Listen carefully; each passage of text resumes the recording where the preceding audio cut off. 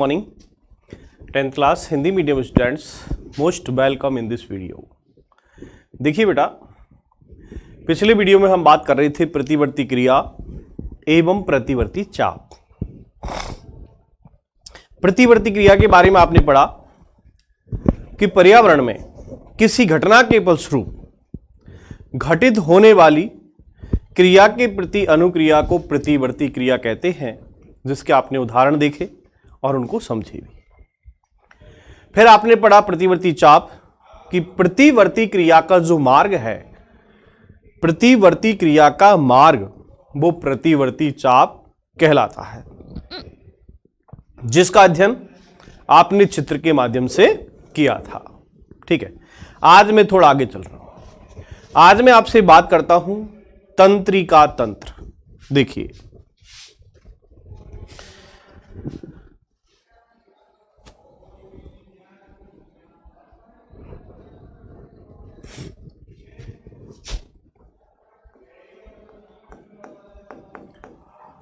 तंत्रिका तंत्र जिसे कहते हैं नर्वस सिस्टम, कहते हैं नर्वस सिस्टम।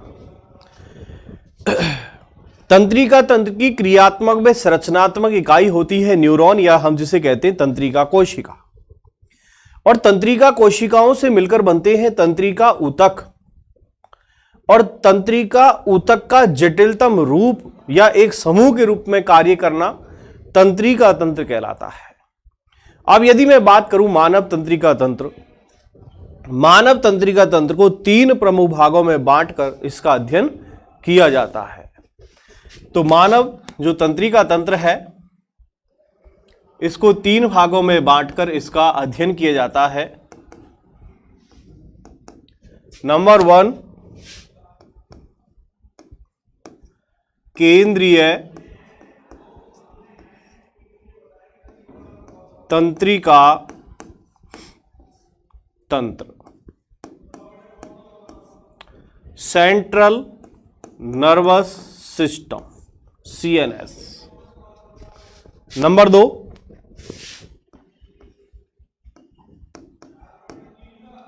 परिधीय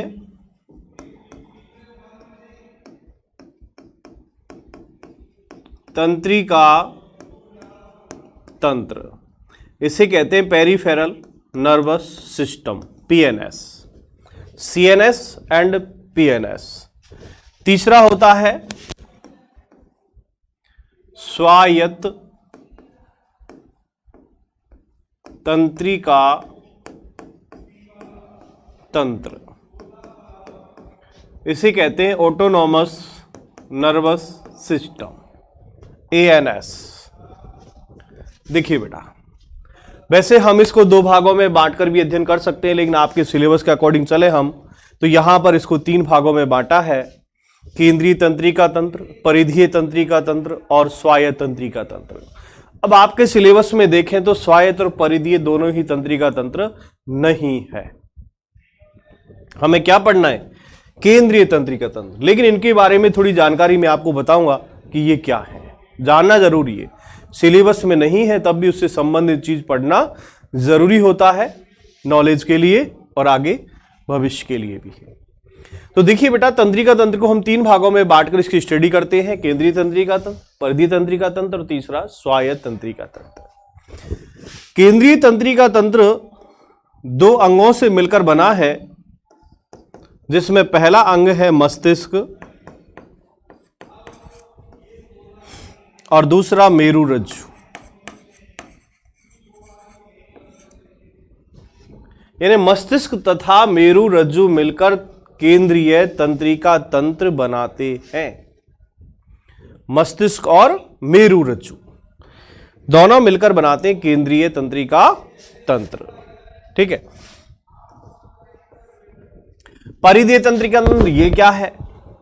मस्तिष्क और मेरुरज्जु से निकलने वाली जितनी भी कपाल तंत्रिकाएं, मेरु तंत्रिकाएं, ये सब मिलकर परिधीय तंत्रिका तंत्र बनाती है। यानी कहने का मतलब परिधीय तंत्रिका तंत्र तंत्रिकाओं का जाल होता है। मस्तिष्क और मेरुरज्जु से निकलने वाली तंत्रिकाएं परिधीय तंत्रिका तंत्र का निर्माण करती है, यानी ये तंत्रिका एक समूह के रूप में कार्य करती है। तीसरा, स्वायत्त तंत्रिका तंत्र।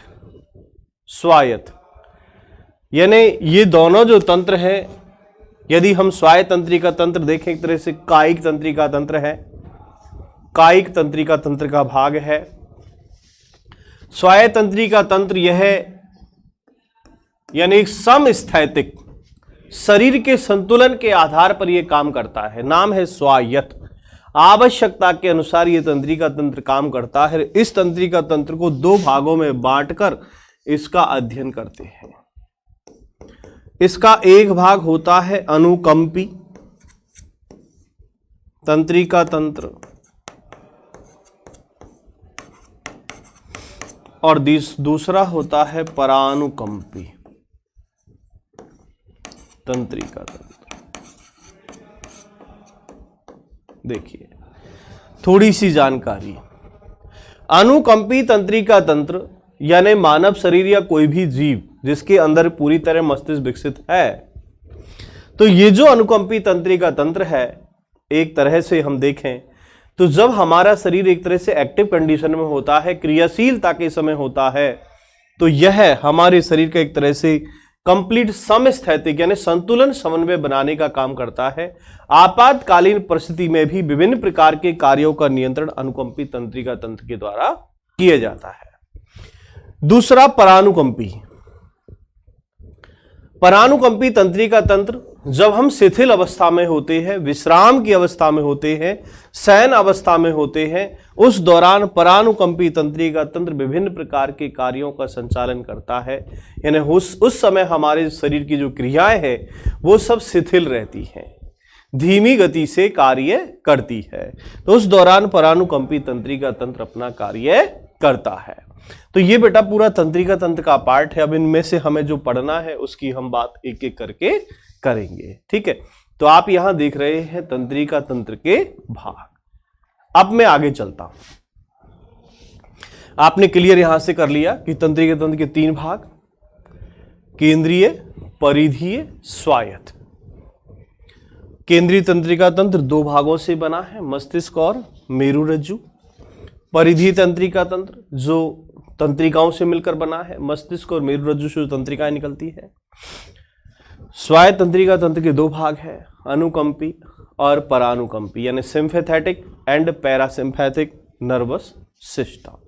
देखिए बेटा, नेक्स्ट मैं आपसे बात करता हूं मानव मस्तिष्क।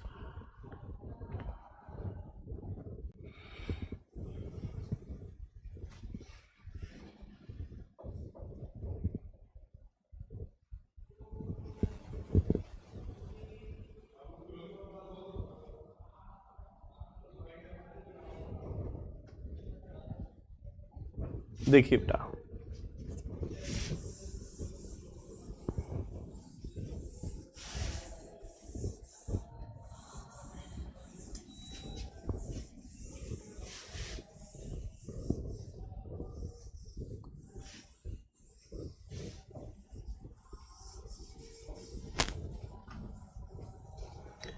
मानव मस्तिष्क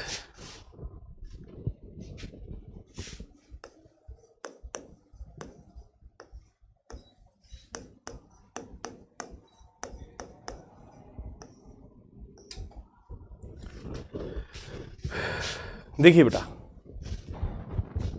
आपके सामने मैं चित्र आपको दिखा रहा हूं, ये मानव मस्तिष्क है, ह्यूमन ब्रेन है, जिसमें आप एक एक अंग को सटीक देख पाएंगे कि कौन सा अंग किस प्रकार आपको डायग्राम में दिखाई दे रहा है। इससे पहले मैं आपको छोटी सी जानकारी दूं। मानव मस्तिष्क खोपड़ी में, खोपड़ी मतलब सिर में कपाल अस्थियों के मध्य सुरक्षित होता है। कहां होता है? कपाल अस्थियों के मध्य सुरक्षित होता है। क्या? मस्तिष्क कपाल अस्थियों के मध्य, यानी सुरक्षा की दृष्टि से देखें तो मानव मस्तिष्क अस्थियों से ढका हुआ है। 8 अस्थियां हैं। कपाल अस्थियों की संख्या कितनी है? 8। यदि हम बीच से डिवाइड करें तो 4 अस्थियां इधर, 4 इधर। उन चार और चार 8 मीन्स 8 हस्तियों से 4 जोड़ी है ढका हुआ है मानव मस्तिष्क। यदि हम देखें वास्तव में ये कोमल संरचना है। मानव मस्तिष्क का जो भार है वो लगभग 1400 ग्राम होता है। ऐसा माना गया पुरुषों में 1400 ग्राम और महिलाओं में इसका जो वजन है वो 1300 ग्राम होता है। मस्तिष्क की बाहरी हम आवरण देखें, मस्तिष्क का आवरण, तो वो 3 परतों से मिलकर बना है जिसे हम पायरामीटर, ड्यूरामीटर, अरेक्नॉइड कहते हैं। 3 परत है और इन तीनों परतों को कहते हैं मस्तिष्क आवरण। पायरामीटर, ड्यूरामीटर, अरेक्नॉइड। और ये तीनों जो लेयर हैं एक तरह से सुरक्षा की दृष्टि से कार्य करती है। अब मानव मस्तिष्क का जो अध्ययन है वो इसे 3 भागों में बांट कर किया गया है। मानव मस्तिष्क को 3 भागों में बांटा है, अग्र मस्तिष्क, मध्य मस्तिष्क और पश्च मस्तिष्क। अब इन 3 भागों के आधार पर हम देखें तो मस्तिष्क का सबसे बड़ा भाग वो अग्र मस्तिष्क होता है। अग्र मस्तिष्क के अंदर भी 3 प्रमुख भाग हैं जिनको हम प्रेमस्तिष्क, घ्राण पिंड और डाइनसेफ्लॉन कहते हैं। डाइनसेफ्लॉन को हम अग्र मस्तिष्क पश्च भी कहते हैं। अग्र मस्तिष्क पश्च डाइनसेफ्लॉन का नाम है। तो कहने का मतलब मस्तिष्क को 3 भागों में बांटकर इसकी स्टडी करते हैं, अग्र मस्तिष्क, मध्य मस्तिष्क, पश्च मस्तिष्क। ठीक है। अग्र मस्तिष्क को फिर डिवाइड किया है प्रेमस्तिष्क, घ्राण पिंड और डाइनसेफ्लॉन यानी अग्र मस्तिष्क पश्च भाग में। इसका दूसरा भाग है मध्य मस्तिष्क, जो मस्तिष्क का सबसे छोटा भाग है। मस्तिष्क का सबसे छोटा भाग मध्य मस्तिष्क है जो 4 पिंडों से बना है और इन पिंडों का नाम है क्वारपोरा क्वाड्रिजेमिना। मानव मस्तिष्क के मध्य मस्तिष्क का निर्माण कार्पोरा क्वाड्रिजेमिना नामक पिंडों से होता है। और कितने पिंड हैं? 4। 2 पिंड श्रवण तंत्रिकाओं से यानी कान से जुड़े होते हैं और 2 पिंड दृश्य तंत्रिका मीन्स नेत्रों से जुड़े होते हैं। और इसका जो तीसरा भाग है वो है पश्च मस्तिष्क। यह भी प्रमुख 3 भागों से मिलकर बना होता है जिसे हम अनुमस्तिष्क, पोन्स और मेडुला कहते हैं। अब मस्तिष्क में हम सबसे बड़ा भाग कहें तो वो प्रेमस्तिष्क है। पूरे मस्तिष्क का 80% भाग प्रेमस्तिष्क होता है जिसे कहते हैं सेरेब्रम। इसी में थैलेमस होता है, इसी में हाइपोथैलेमस होता है। हाइपोथैलेमस के पश्च भाग पर डाइनसेफ्लॉन जुड़ा होता है। मैं सबके एक अंगों के आपको काम बताऊंगा, कौन सा अंग क्या काम करता है। मस्तिष्क के भी सब पार्ट है। यदि किसी मस्तिष्क के किसी भाग ने काम करना बंद कर दिया तो कौन सा कार्य प्रभावित होगा। सबका काम अलग अलग है, चाहे वो सोचना, विचारना, चलना फिरना, सूंघना, देखना, शरीर का बैलेंस बनाना, या मैंने किसी वस्तु को उठाया, मुझे मस्तिष्क ने प्रेरित किया। कौन सा भाग काम कर रहा है बताऊंगा आपको। लेकिन मुंह में जैसे लार आना, भोजन का पाचन होना, श्वास लेना, हृदय का धड़कना, ये क्रियाएं अलग प्रकार की है।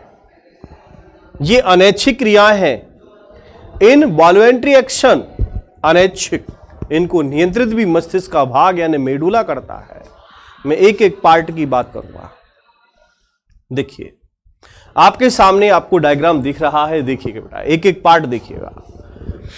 सबसे पहले हम बात करें तो आप देखिए, सबसे पहले बाहरी परत आप देखें तो यहां पर 3 परत है। बाहरी परत, मध्य परत, आंतरिक परत। मींस अंदर की परत होती है ड्यूरामेटर, सेकंड परत अरेक्नॉइड, थर्ड पायरामीटर। यहां पर 3 परत है। इनको आप कह सकते हो आप तो मस्तिष्कावरण। मस्तिष्कावरण।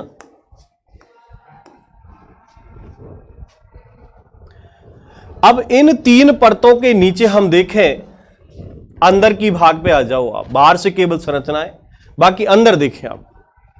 सबसे पहले आगे का पार्ट देखें आप, जो हमारा फोरहेड होता है, ललाट, उधर होता है सेरेब्रम कंप्लीट। तो ये जो पार्ट आपको दिख रहा है ये प्रेमस्तिष्क का भाग है, इतना भाग प्रेमस्तिष्क का। इसी प्रेमस्तिष्क के अंदर थैलेमस, हाइपोथैलेमस, डाइनसेफ्लॉन, घ्राण पिंड और पीयूष ग्रंथि, ये सब प्रेमस्तिष्क के अंदर होती है। और प्रेमस्तिष्क पूरे मस्तिष्क का 80% भाग होता है। प्रेमस्तिष्क के बाद दूसरा बड़ा अंग है वो होता है अनुमस्तिष्क। प्रेमस्तिष्क के बाद दूसरा बड़ा अंग है तो वो कौन सा है? अनुमस्तिष्क। तो यहां आप देख पा रहे हैं कि अग्र मस्तिष्क के अंदर हाइपोथैलेमस, पीयूष ग्रंथि और डाइनसेफ्लॉन भी इसके अंदर होता है, घ्राण पिंड भी इसके अंदर होता है। देन मध्य मस्तिष्क, ये मध्य मस्तिष्क एक छोटा सा पार्ट है, ठीक है, अंदर का भाग इसमें दिखाया नहीं गया।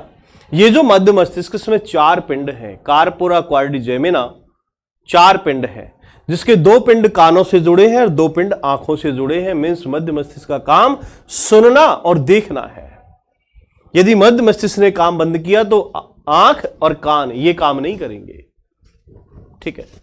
चलिए, तो आपने अग्र मस्तिष्क, ये मध्य मस्तिष्क का भाग, ठीक है, और मध्य मस्तिष्क का अधिकांश भाग प्रेमस्तिष्क से ढका हुआ है। यहां प्रेमस्तिष्क में यहां खांच होती है, प्रेमस्तिष्क गोलार्ध के नाम से जाना जाता है। आप पीछे के भाग पर आ जाइए।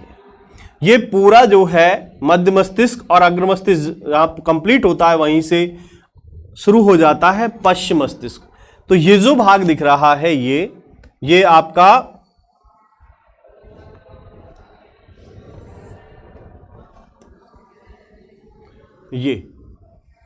ये पश्चिम मस्तिष्क है, ये मध्य मस्तिष्क है, और बाकी छोड़कर ये पूरा प्रेमस्तिष्क। ये प्रेमस्तिष्क, ये मध्य मस्तिष्क और ये अनुमस्तिष्क है। इस अनुमस्तिष्क में देखो आपको 3 भाग दिख रहे हैं। पहला भाग तो ये है जिसे हम कहते हैं अनुमस्तिष्क, सेरेबेलम। दूसरा भाग आपको दिखाई दे रहा है, ये पोन्स बैरोलाई है, जो श्वसन दर, हृदय धड़कन आदि को सबको ये एक तरह से नियंत्रित करती है। और मस्तिष्क के जितने भी भाग हैं उनको जोड़ने का काम भी पोन्स बैरोलाई करता है, एक प्रकार से संयोजी ऊतक है। पोन्स के नीचे आप देखें तो मेडुला, ये मेडुला पार्ट है, और मेडुला आगे चल करके यानी मेरुरज्जु के माध्यम से ये मेरुरज्जु कशेरुदंड में चला जाता है और यहां पर वो सुरक्षित रहता है। मेडुला आगे चलकर मेरुरज्जु जुड़ता है, मेरुरज्जु मस्तिष्क की पूंछ है, मेरुरज्जु जुड़ता है मेडुला से। तो यहां आप देख पा रहे हैं एक एक पार्ट को। अब देखिए बेटा, इस डायग्राम को आप आसानी से बना पाएंगे। डायग्राम बिल्कुल भी कठिन नहीं है, आपको लग रहा है ऐसा। बाकी यही डायग्राम आपको मैं 2 मिनट में, बिल्कुल जैसा आपको दिख रहा है, एक एक ऑर्गन्स मैं आपको 2 मिनट में कंप्लीट बना के दिखा दूंगा। बाद की नहीं कह रहा, अभी बना के दिखा दूंगा। अब हम इसके पार्ट जो आपने स्टडी किए वो हम देखते हैं। डायग्राम आप देख चुके हो, अब हम इसके पार्ट देखते हैं। देखिए, यदि आप कहें इसके डायग्राम की, तो देखिए बेटा, बड़ा सिंपल तरीका है बनाने का। सबसे पहले आप आउटलाइन बनाएंगे ऊपर की।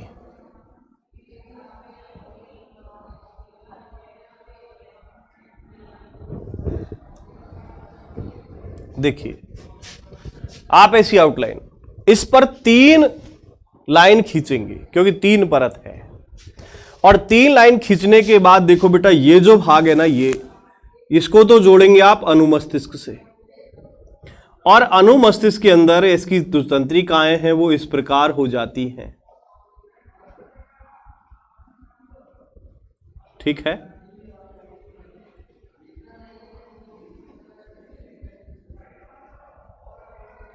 ये भाग है अनुमस्तिष्क। फिर आप चाहें तो इसमें मध्य मस्तिष्क पहले बना लें आप।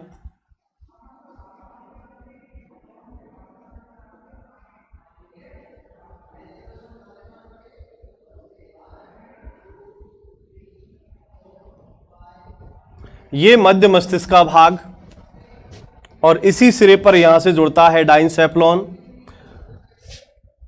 ये प्रमस्तिष्क गोलार्ध का पार्ट। अब देखो, ये जो आपकी यहां से अनुमस्तिष्क से जुड़ाव जो है वो इस तरह चलता है। यहां से चलने के बाद यहां हाइपोथैलेमस आकर यहां कनेक्ट होता है। देखिए,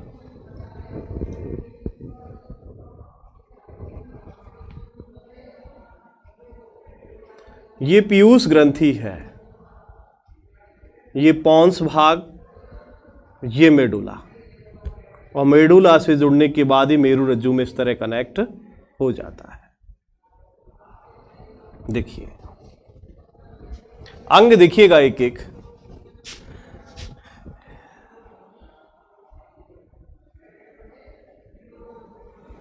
देखिएगा,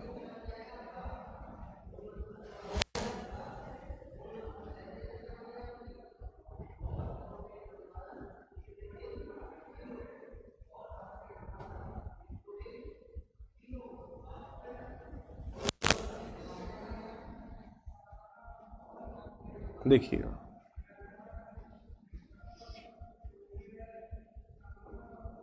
घ्राणपिंड, इसके अंदर भर दीजिए प्रमस्तिष्क मेरुद्र, सेरेब्रम स्पाइनल फ्लूइड,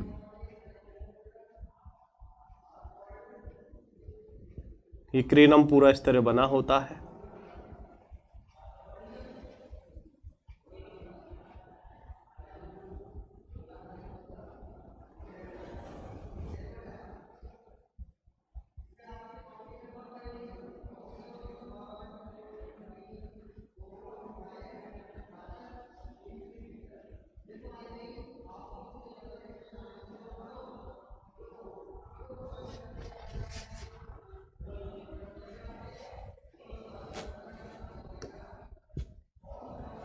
देखिए बेटा,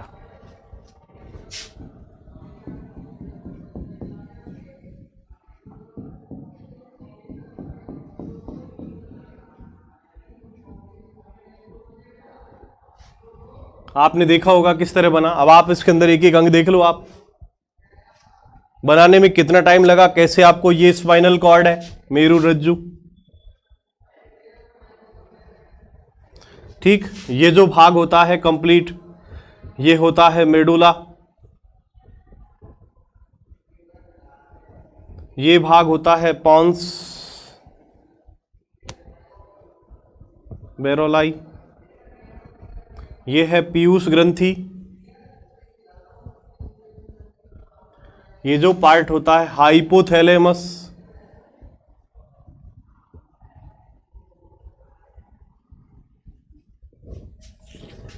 ये जो कंप्लीट ऊपर का यहां से यहां तक की भाग कहें तो ये प्रमस्तिष्क है, ये अनुमस्तिष्क है,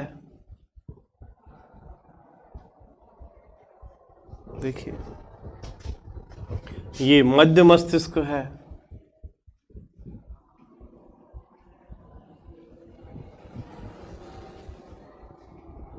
ठीक है, बड़ा आसान है बनाना। एक एक भाग जो आपको इसमें दिख रहा है वो इसमें भी दिखेगा, आप देख करके बनाएं एक एक अंग को, कि प्रमस्तिष्क के भाग, प्रमस्तिष्क के अंदर के भाग आपको दिखाई नहीं देंगे। अग्र मस्तिष्क जिसको आप बांटते हो प्रमस्तिष्क में, हाइपोथैलेमस में, पीयूष ग्रंथि में, ठीक है, और डाइनसेफ्लॉन और घ्राणपिंड, पॉन्स मेडुला अनुमस्तिष्क, पॉन्स मेडुला अनुमस्तिष्क, ये तीनों मिलकर बनाते हैं पश्च मस्तिष्क।